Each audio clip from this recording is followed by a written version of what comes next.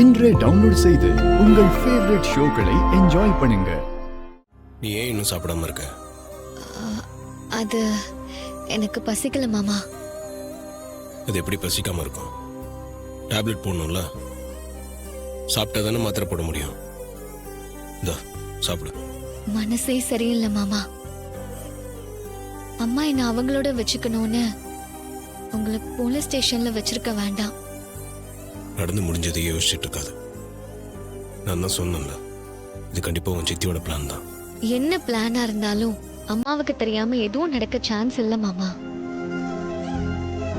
சரி, இது விடு, முதல்ல சாப்பிடு.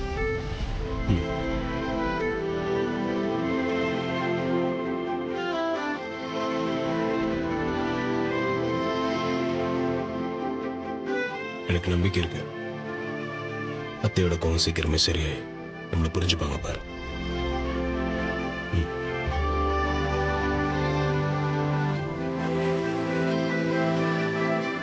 மாமா, நீங்க சாப்பிட்டீங்களா?